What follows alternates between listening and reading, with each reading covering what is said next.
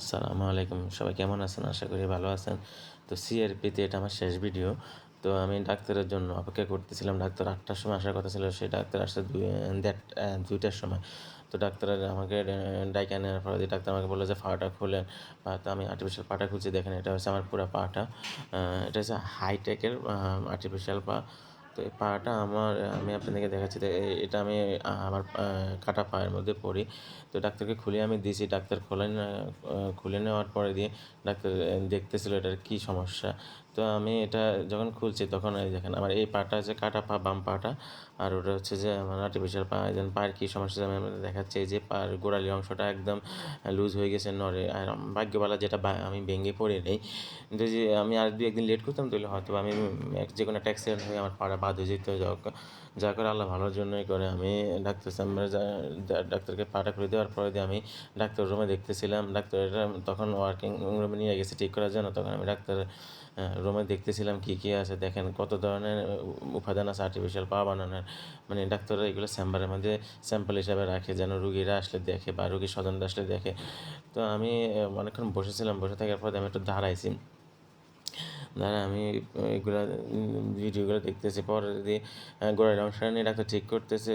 আমি তখন আমার ভালো লাগতেছিল না। আমি অপেক্ষা মানে আমি একটু ফ্লোরের মধ্যে শুয়ে গেছি। কারণ সারাদিন হসপিটালে বসেছিলাম, এই জন্য ক্লান্ত লাগতেছিল। তো এই যে দেখেন আমার পাটা খুলে ফেলছে। এই গোড়ালির অংশের নাটটা একদম নষ্ট হয়ে গেছে। এই যে দেখেন এই নাটটা পুরো নষ্ট হয়ে গেছে। তো এই নাটটা ডাক্তার পাল্টাই দিয়েছে, কিছু পাল্টাইতে হবে, দেখেন একদম লুজ হয়ে গেছে। তো এটা অনেক দামি, এটা প্রায় ৬,000 থেকে ৭,000 টাকা নাটটার দাম।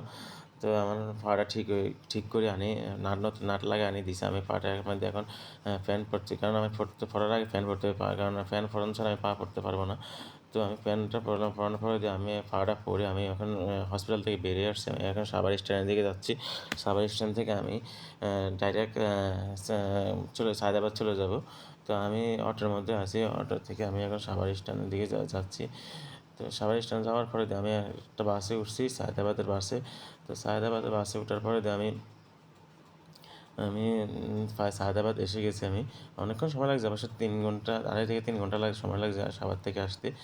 তো আসার পরে দিয়ে আমি আমার খুব ক্ষুধা লাগছে, তো আমি একটা বাটার বন কিনছিলাম। বাটার বনটা মানে খেয়ে তারপরে দিয়ে আমি গাড়িতে বসেছিলাম। তখন সন্ধ্যা হয়ে গেছে।